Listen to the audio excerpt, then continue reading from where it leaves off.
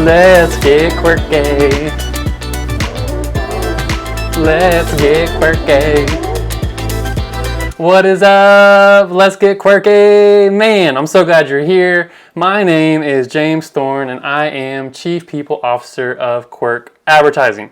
And this is Let's Get Quirky Live, where we come on every Thursday. That's right, Thursdays at 3 p.m. So you can join us. We bring on great people, interview them. You get to learn some great things and connect with people. Because the reason that we're doing this is because I'm always one person away from changing the course of my future. That's my life motto.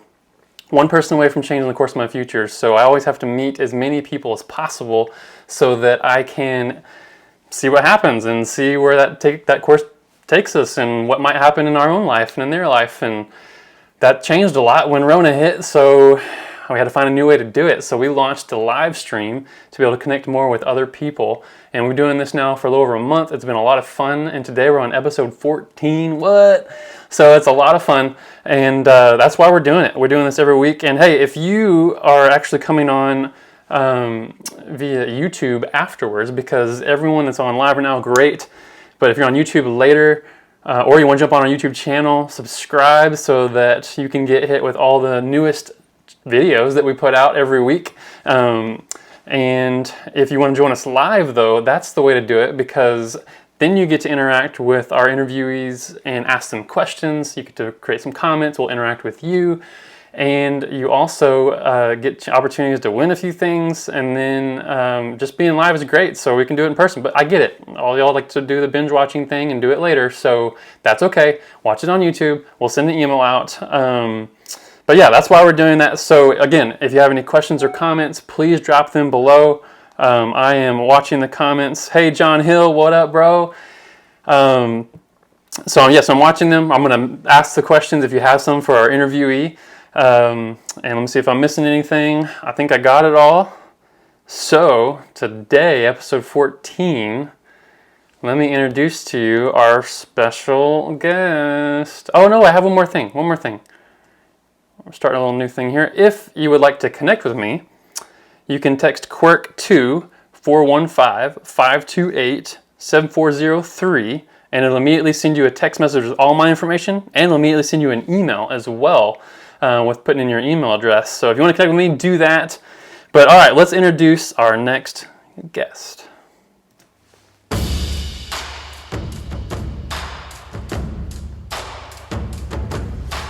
As a self-proclaimed serial entrepreneur, she currently has her hands full. Get it? With her business as a coach, owner of a mobile bar for events, building an event venue, launching an online boutique, and starting a homestead farming operation. As a former wedding planner for over 6 years, she has helped hundreds of couples plan their dream wedding and is now using her skills to help others find their own joy through her various companies. Join me in welcoming Katie Fuller. What's up, Katie? Hey, how's it going? Good. You like that? I did. I liked the Fuller reference. Yeah, you like. I thought you liked that. We can say a shout out to Shelly on our team. She wrote that. I thought that was awesome. Love it, Shelly. Yep. Good job. So, how are you doing today? Doing good. Good. This is your favorite thing to do. Jump on, interviews, right? Absolutely. Yep. It's all good. So let's talk about you. I want to hear about all of these many things that you're doing. So many things. Even as I was reading them, I had to keep from laughing because I was like, I'm saying so many things right now. I know. Tell me about the farming thing first. I want to hear about that. Yeah. So we bought this amazing property, and originally the intent was kind of just to make sure that we could grow our own vegetables and fruits and just kind of be a little bit more self-sufficient and not so dependent on grocery stores and suppliers, because as we've all seen from Corona, things can get a little crazy. So that just made it a little bit more prevalent for us. But then we have so much space, we've just decided to go full-blown homesteading and eventually incorporate farmers markets and specialty items and all kinds of fun things. So planning for it's been really exciting, and picking out all the varieties that we want to grow and making sure that we've got all the timing right and all of that. It's been a beast, but it's been a lot of fun. Wow. And that's connected to a new venture because you said you got land, right? So tell us about that. Yeah, so we just purchased 88 acres in Oklahoma, right on the north side of Lake Texoma. So we're just across state lines, which is great. And we are going to be opening a very small boutique style event venue so people can host family reunions, weddings, whatever they want. It's just going to be a small capacity, but we wanted to keep it that way so we could incorporate our homesteading operation and provide farm to table food aspects for everyone that comes in and stays with us and hosts and just have a great nice time with their family and friends on a very unsuspecting farm. Yeah. That's awesome. And I've actually been out there and seen the land. It's pretty incredible. So I'm very excited about when that launches. I know it's incoming, so we don't know when the launch date is yet, but we're very excited. Tell me about Fetch Me Champagne. So Fetch Me Champagne is our mobile dry bar that we started technically in 2018, but really hit the ground running last year.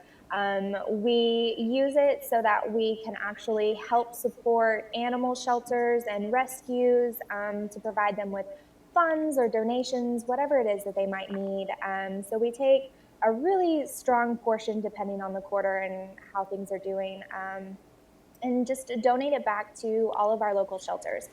But the business itself is super fun. We've successfully converted 3 postal Jeeps into mobile bars that serve either champagne on tap, we have margaritas on tap, we do beer, wine, pretty much you name it, we can do it. So we have a lot of fun with that. We do a lot of weddings, bridal showers. It's just kind of fun, and everybody just talks about it all the time. And everyone supports us because of our philanthropy option on there. So we love it. It's a nice little side job that allows us to give back a little bit more. That's cool. And the Jeeps look incredible. I know that y'all put all that work in yourselves to make them. It's pretty cool as far as the build out on them. It's pretty neat. Yeah, everything has been completely custom. We're currently working on that 3rd one that we're super excited about. We're actually going to create it with a completely modern and different style than the other 2 Jeeps that we currently have. So we're excited to get that out to the world. That's cool. And the domain for that is what? FetchMeChampagne.com. Cool. FetchMeChampagne.com. Check it out. If you got an event coming up, which I know hasn't been a lot lately, but they're coming back. Yep. Make sure you schedule them. She's already booking for next year. So, all right. So now tell me about the Tate and Zoe. Yeah, so Tate and Zoe is a new online boutique that has online gifts that you can send to any of your friends, family, associate, anyone that you want to just send a little, hey, I'm thinking about you kind of gift. We have everything from mom gifts to dog mom gifts to just hanging out with your friends, makeup bags, jewelry. I have some of the Hold up. What is this? It's giveaway time. All right. So we want to give something away. We are going to give the first person to comment. What do they need to comment? What do you want them to comment? A good dog gift. How about that? A good dog gift? Uh-huh. All right, you comment a good dog gift. First person to comment that.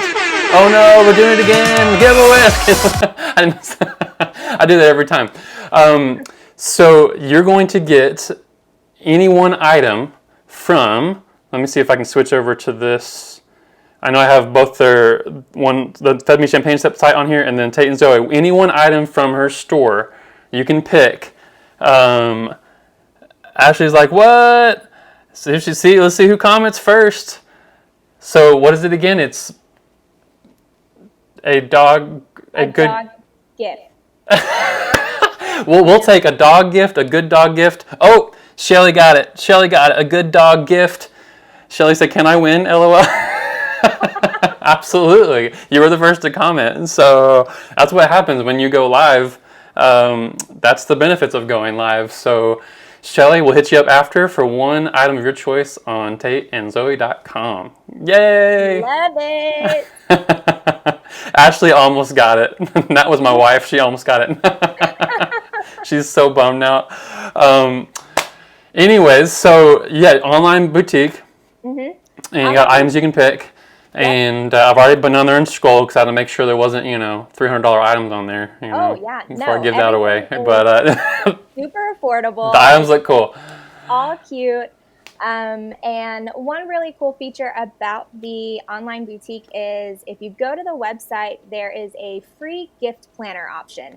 And what that is, it allows you to put in all of your favorite people, important events, and dates, and it will send you an automatic reminder 2 weeks before the event so that you know that you need to go ahead and get them something special. And you can either sign up and Tate and Zoe will send you shopping options, or you can just use it as a way to remind yourself to go to the store and grab something.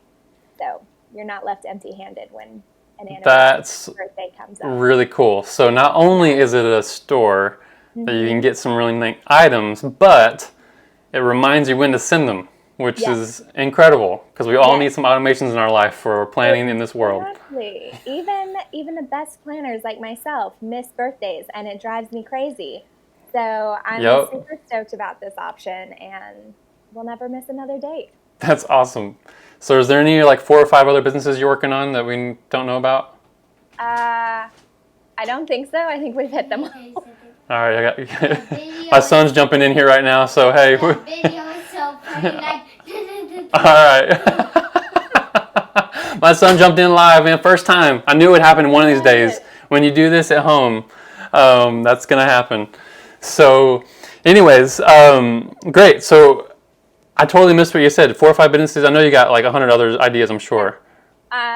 Multiple ideas, but nothing in the works. We're going to stick with what we've got right now. So, you've been a wedding planner for years, and which is neat hearing about all these other things as well. I mean, I know you have to be organized in some way to figure this out, but you've helped hundreds of other couples with their weddings and planning for their big days. So what has that been like over the years? It's been a lot of fun. Sometimes can get a little crazy. Things don't always go according to plan, so you always want to be that person who can come in and say, okay, well, plan A didn't work. Here, we've got plan B and C. We'll make this happen no matter what. So that's been really interesting. I never really saw myself as a planner before I got into this industry. So being able to really look at it and figure out, okay, we not only need a plan A, but we've got to have a backup to that plan, and then a rain delay plan, and all of these other little options that you don't really think about whenever you're in the moment. And it really gives you a different perspective on really looking at that bird's eye view to make sure that you've accounted for everything that could potentially come along. So tell us more about how that can affect everything you do. How does planning really affect everything in that way? What do you mean? How can planning affect what you do? What, as far as, maybe I didn't say it the right way. How does planning actually affect what you do? Sorry. That's okay.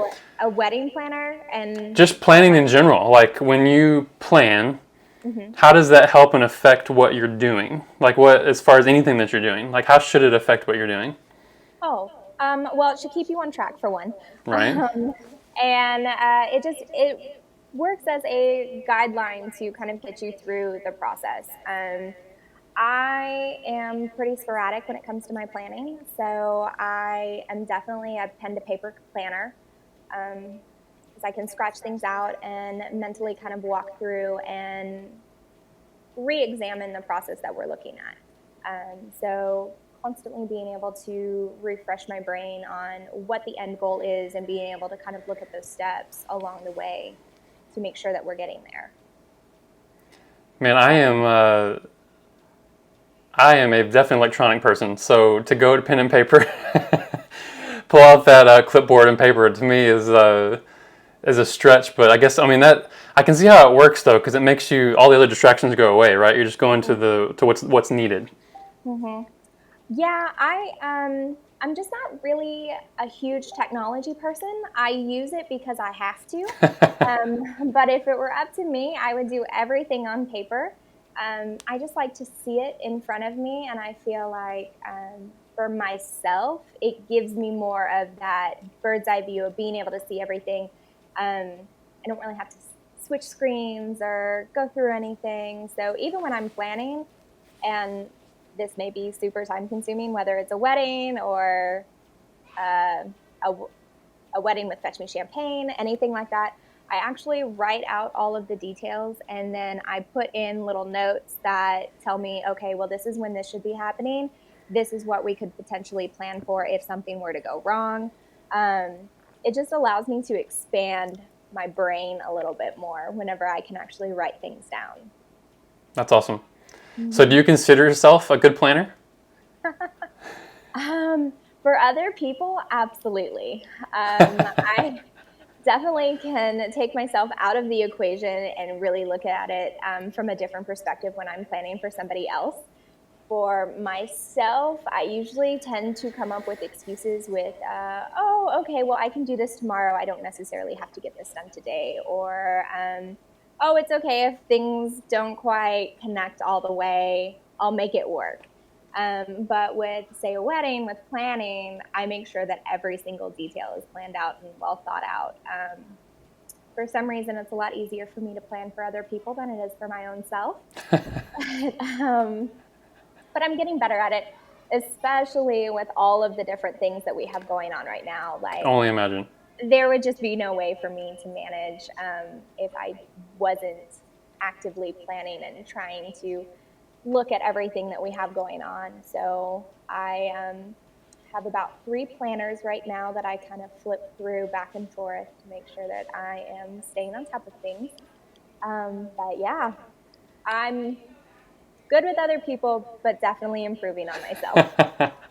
So what type? Because a lot of people say that type A's are the best planners, or what? So what type are you?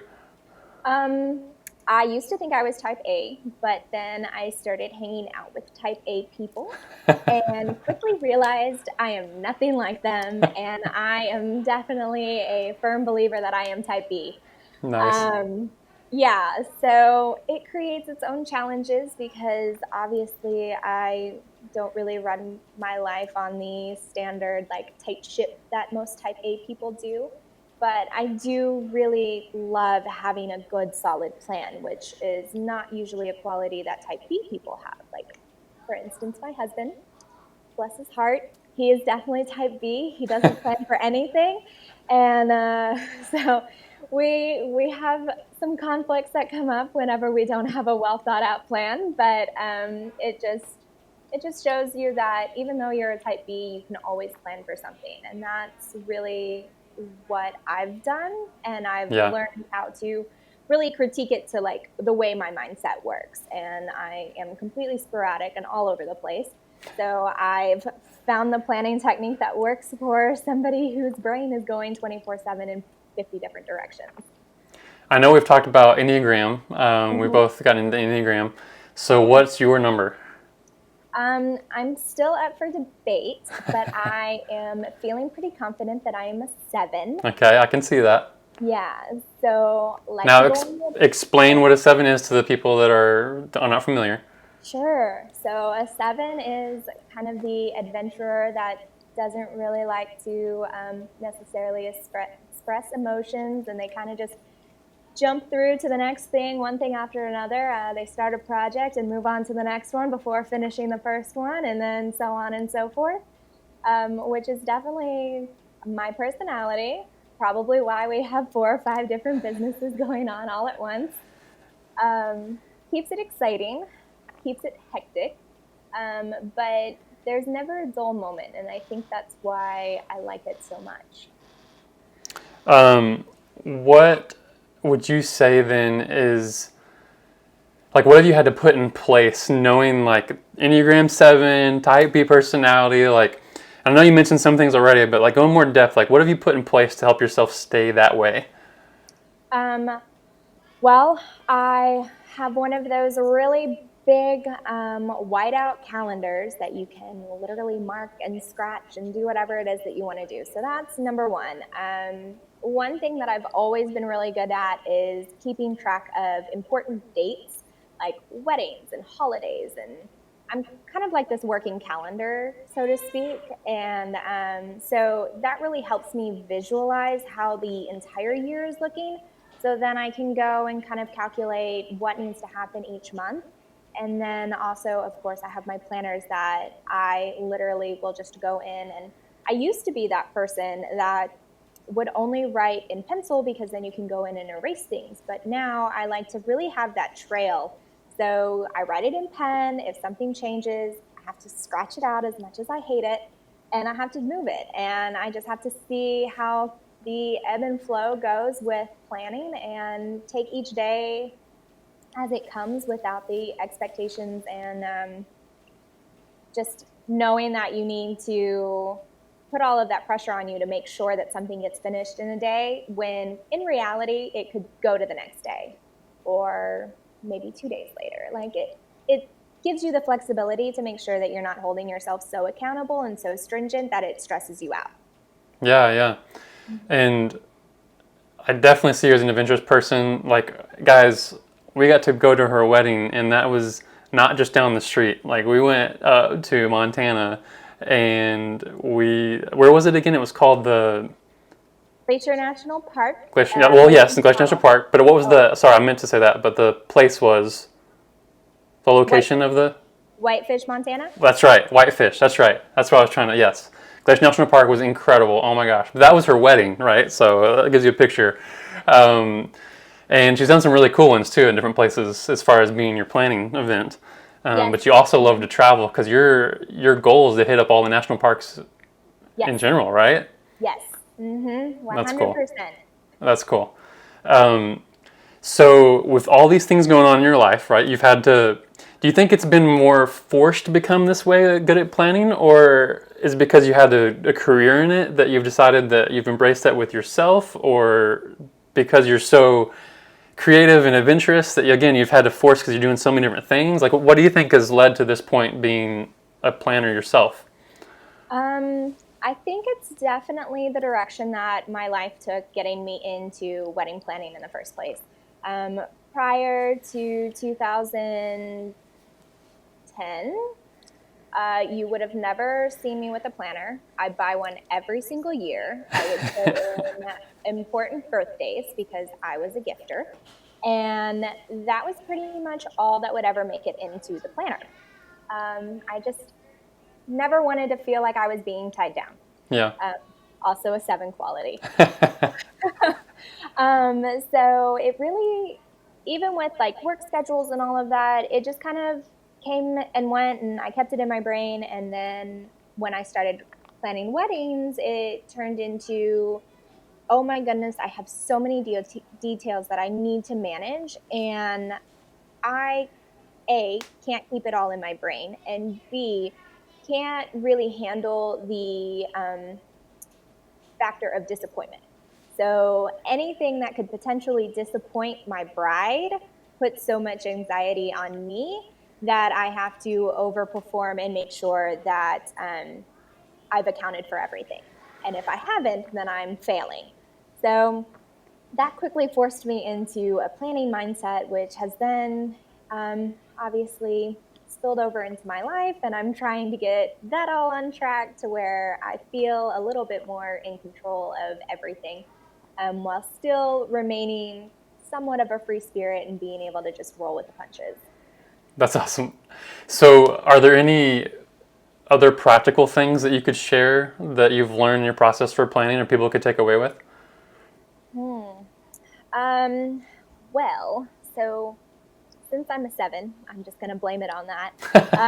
Constantly just going back there. Yeah, that's where I'm at. Yeah, I'm working through it. I'm making sure that I'm trying to hold myself more accountable.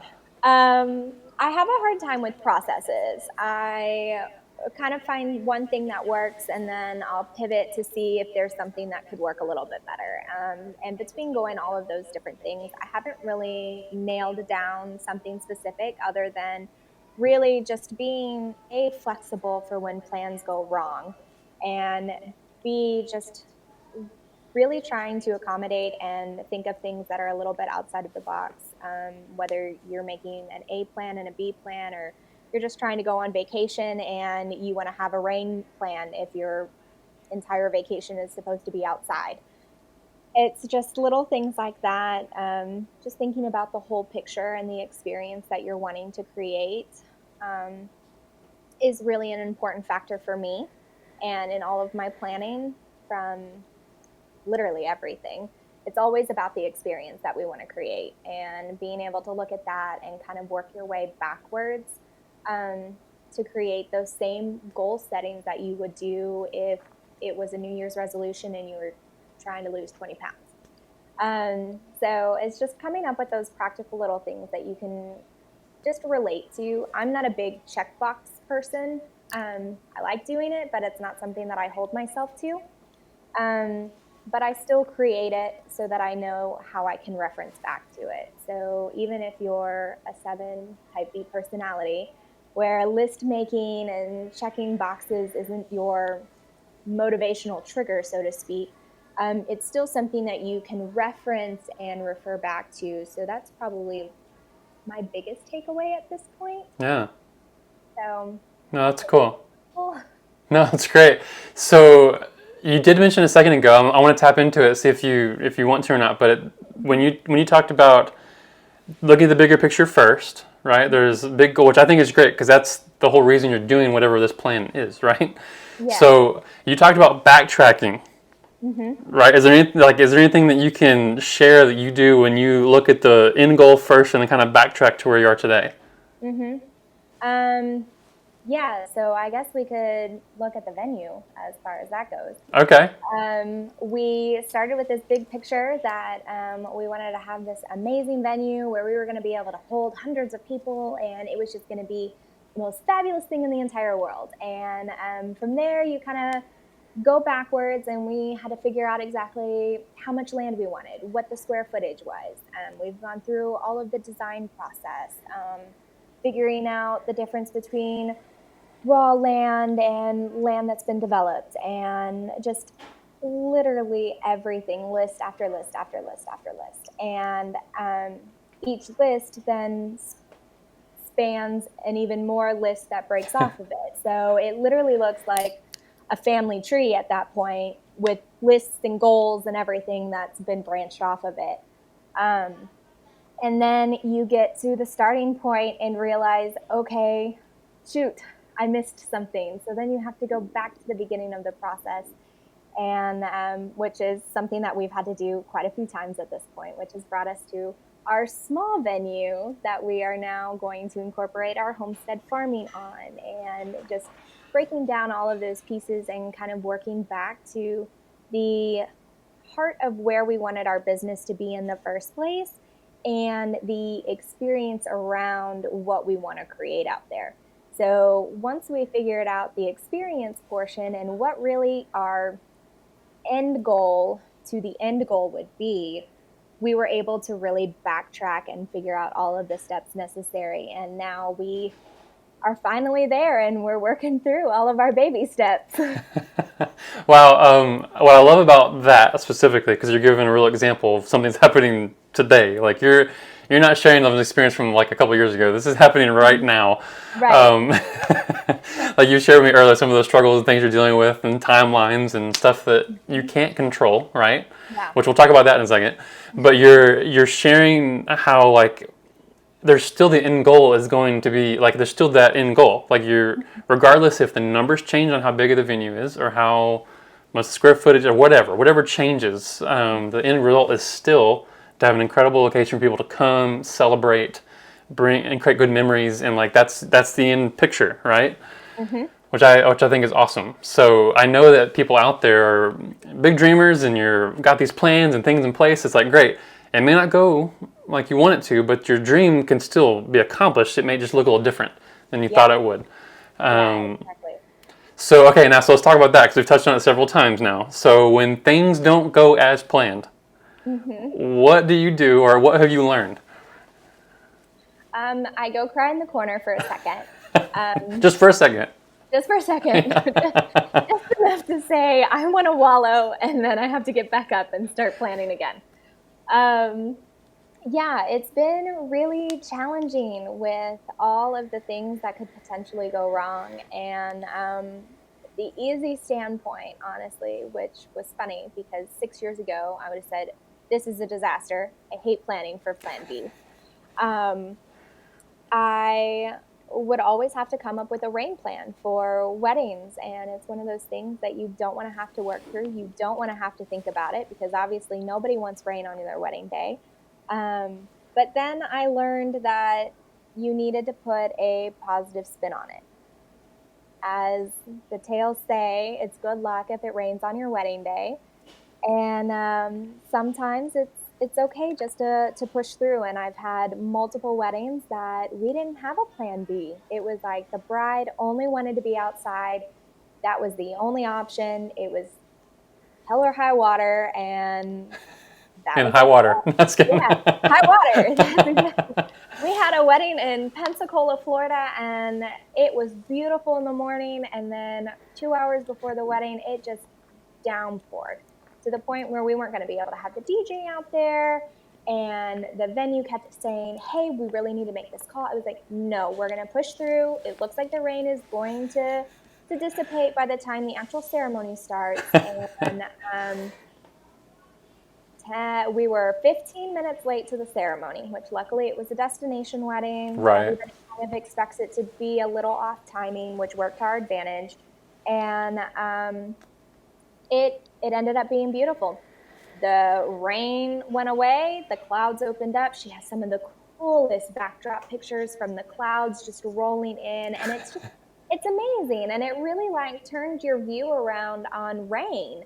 And I actually started to embrace it and love it because it created such a beautiful backdrop and something that was completely unique to the couples that actually had the rain on their wedding day, because it didn't look like every other wedding that was shot out there, because they didn't have the perfectly blue skies. They had these moody gray clouds that would just come in and create a special arrangement, and it would blow everybody away.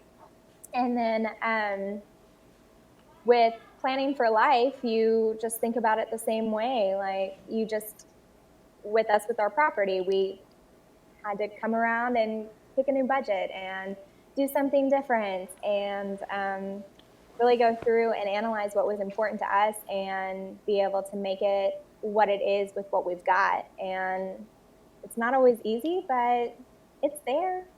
Yeah. You just have to look for it. No, that's awesome. Yeah, I think what I love is the metaphor there that you could pull from the gray clouds and dark skies of, life when things don't happen as planned. And what relates very much to today, so if you're watching this in the future, COVID, if you haven't heard, Corona, something we'll be talking about with our grandkids in the future, it has literally stopped so many plans that were in place, and hundreds of thousands of plans that have been on the books have been just cut off or changed or altered. But I think the cool metaphor of this is you can look at it like it's a storm or dark clouds or whatever, but what about it being unique in a way that you can make it your own and turn it into something else, or it's still beautiful because it's yours, or a lot of weddings, that's what I'm thinking of as weddings right now particularly, but there's a lot of other events too that have been canceled, but they've been unique ways of doing it and still making it happen because it's still this big moment, right? Yeah, exactly. So yeah, I love that. Sorry, were you going to share more on that? No. Okay. I love how to the point you are. You're like, nope, no, that's it. I'm done with that one.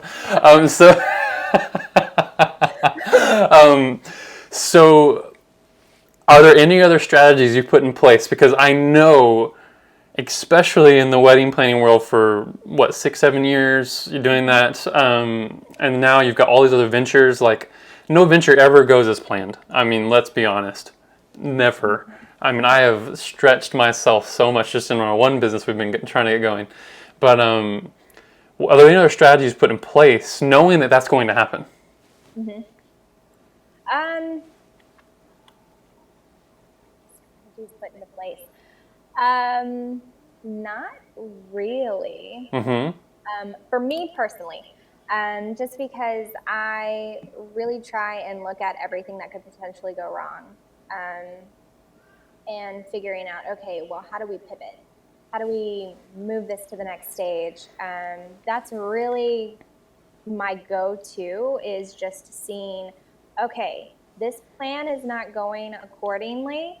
How do we pivot to make sure that we get to the plan that we want to? Whether that's, as silly as this sounds, building a chicken coop, which is what we're about to do this weekend, and realizing that I didn't account for the roof line and rain gutters, and just seeing what you've got. And as silly as that metaphor is, it still plays into factor. Like, we have to figure out how to game plan, because when we are out in the middle of nowhere and we don't have the supplies that we need, we have to make it work. Yeah. And it's a matter of just moving in a direction to where you can make what you have work best for you, and having the mindset of, okay, it is what it is. It may not be ideal, but I'm going to sit here and I'm going to work through it, and we are going to find a way to make this what we want it to be. So yeah, that's good.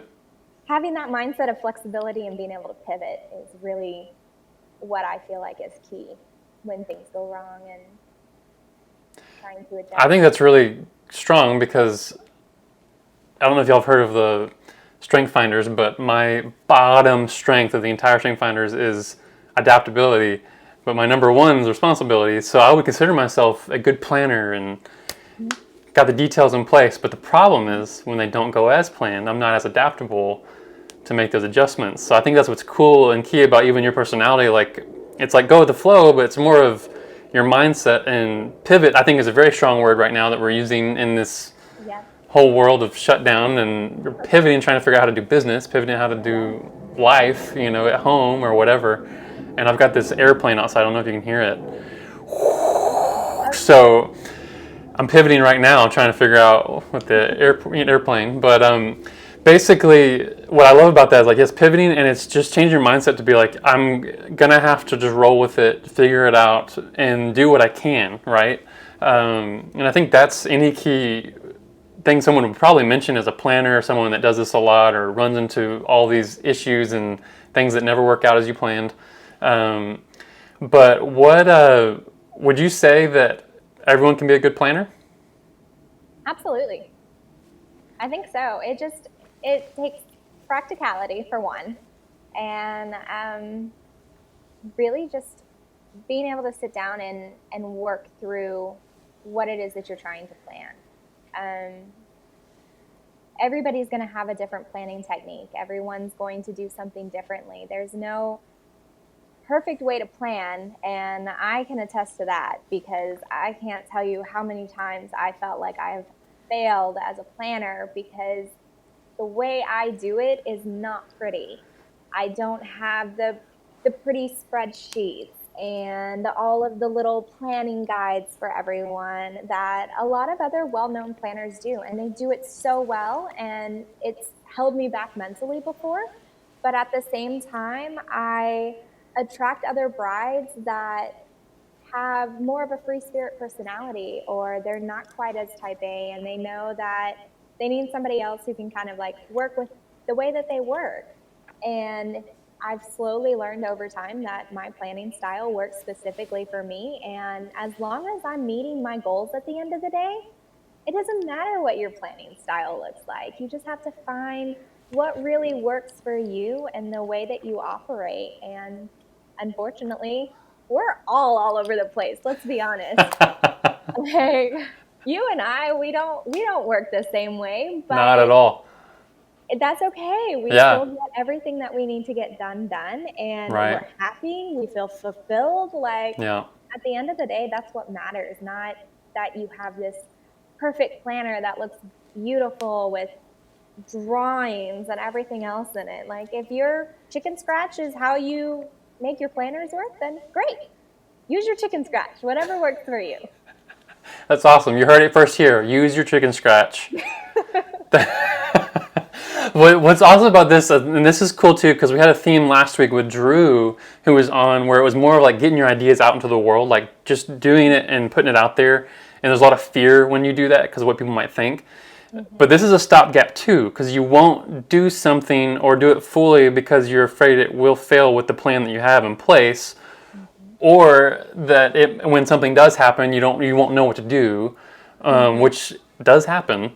But I think the whole idea is that, which I love about what you're sharing, is it doesn't matter. It's might as well expect it to happen, roll with it, and however you get there, and anyone can do it. Like, looking even our personalities and how you're juggling all these different things, and you probably feel yourself that you're all over the place, but you're still got all these things running and it's happening, and I can't wait to hear about the venue and all those other things that are happening. It's like in the midst of, let's just do an online boutique and let's just do, let's go ahead and build a chicken coop. Like that's fun, I would never do that, but that is you, and I love that. So yeah, anything else that you'd like to touch on or share in planning? Because I thought that was really awesome. I don't know. I don't think so. Okay.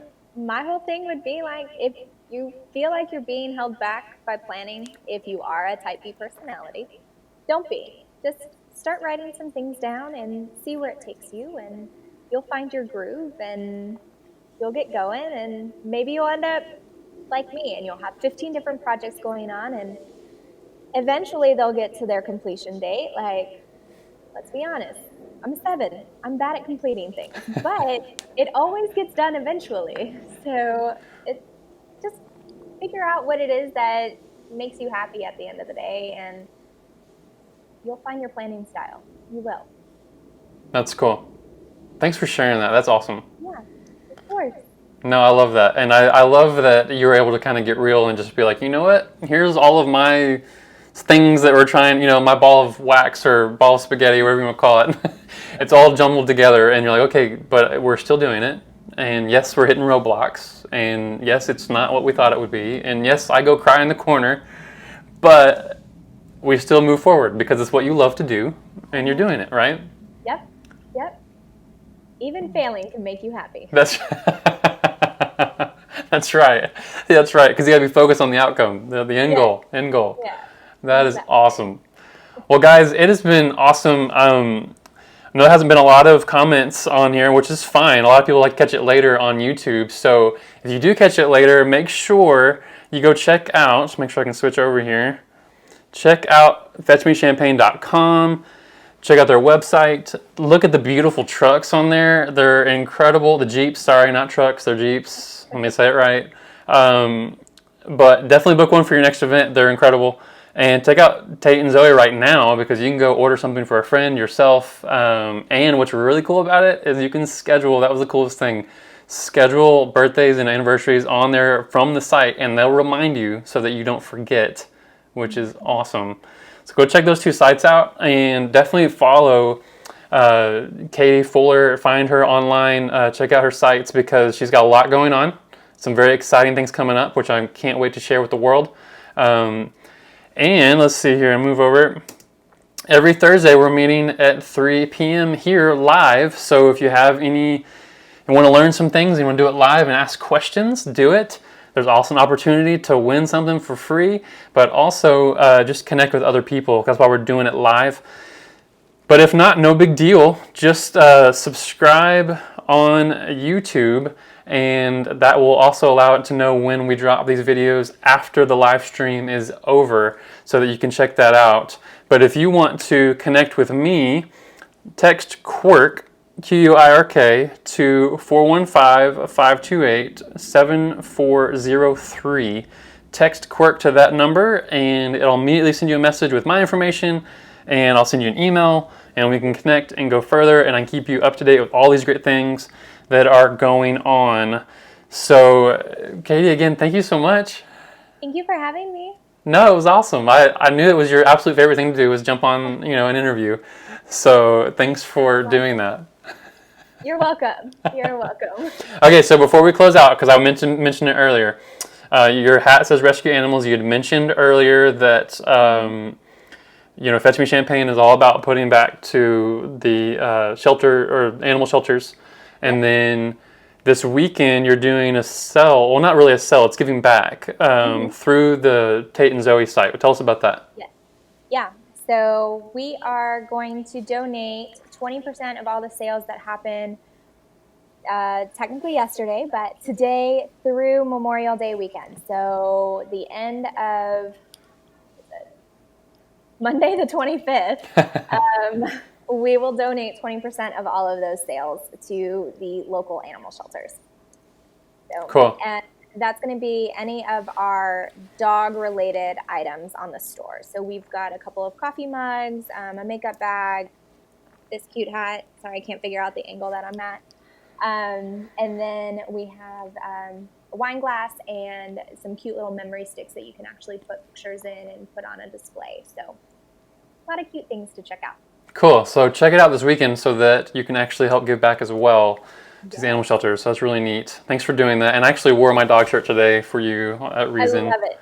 It's so perfect. Sorry I didn't bring it up earlier. I totally forgot. But I need to go get one now. Yeah. All right, cool. Well, let's close it out. Katie, you ready to dance it out? Ready. Let's do this. All right, let's do it. I'm starting early.